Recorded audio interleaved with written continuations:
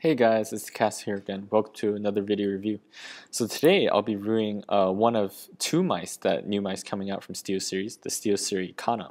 And I also picked up the Steelseries Kinzu V2 Pro Edition, so I'll be reviewing that in due time as well.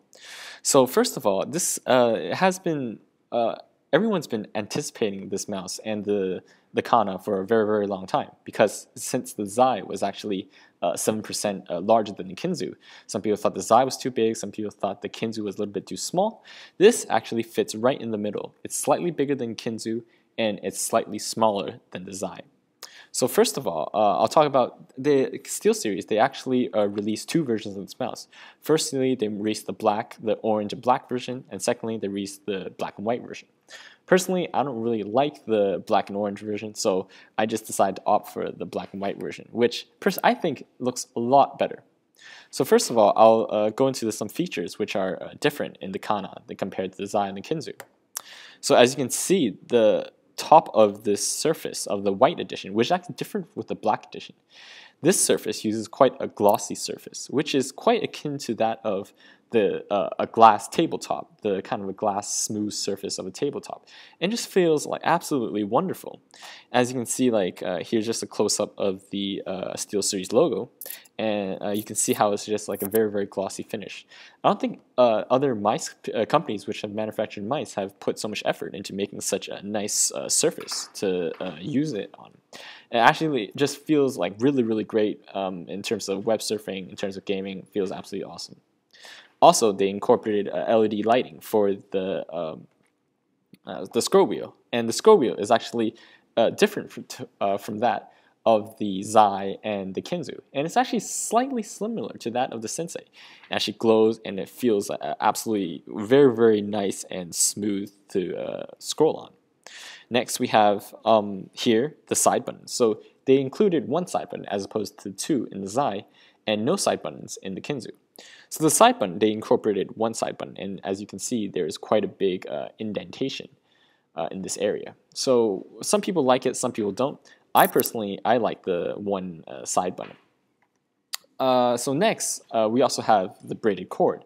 So some people like the braided cord. I actually do like the braided cord because it does protect a mouse from wear and tear, or the cord especially. And they added a little cherry on the top, so they kind of have a silver and black color code, a color pattern on the braided cord, which makes it's just a nice addition. And finally, we have the back of the mouse. It's very akin to that of this Kinzu, of the Zai, and in everyone, it's just very, very familiar form factor. So I've now come back to the Kana, and as you can see, it's exactly everything we've described. It's exactly like the Kinzu, exactly like the Zai in terms of its form factor. This is the form factor that we all loved. In terms of its size, I guess it was trying to go for something very akin to that of the IO 1.1, because the Kinzu was slightly smaller, the Zai was slightly bigger. Okay, now I'm going to start talking about the performance of this mouse. So I have to first talk about, a lot of people have been complaining. They bought the Kinzu and bought the Kana, and they actually used the new sensor, the Pixar Art sensor or something. So it's quite a new sensor that they haven't incorporated before. Before, like, there's good sensors, there's the Avago, etc. And a lot of people have been complaining. Like there's a jump issue, there's a track issue. A lot of people have been posting videos on YouTube. I'll be posting my own test videos of these mice, and these mice are up to date as of February 1st, or February 2nd, sorry, today, 2012. And the firmware, people say it jumps, and it's not that great tracking, but I've been playing Quake live, I've been playing some Dota on my computer, and I don't really feel the problems or the bugs that people have been talking about. I've tried kind of drawing lines vertical up and down, and there seems to be slight of a problem, but not that much. I can barely really notice it. So I'll post up a test video of this mouse later on, and I'll let you guys see exactly what the test is like. So personally, I think the performance is great. You can flame me if you want, but this is just my personal opinion. In terms of acceleration, I can't feel the acceleration.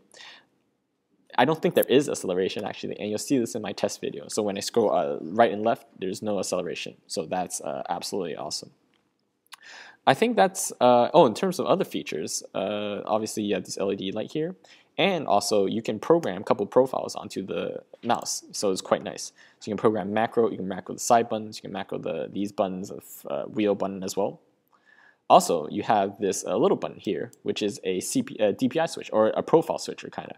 So you can switch between two profiles, which are programmable. Sorry, I haven't talked about DPI.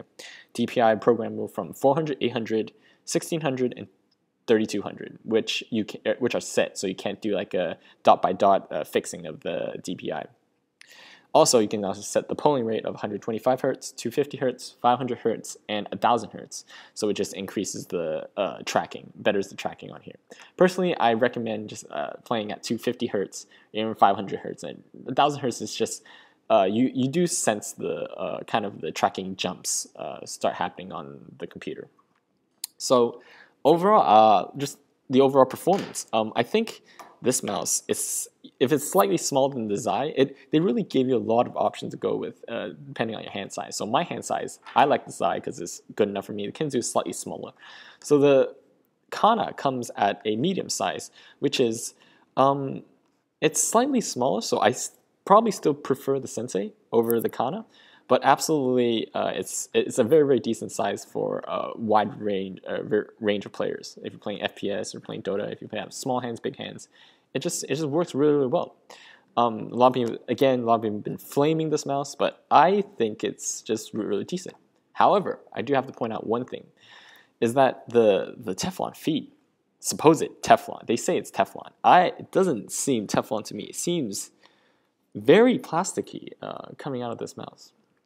So I bought this mouse for 450 Hong Kong, which is about maybe 50 US, 55 US.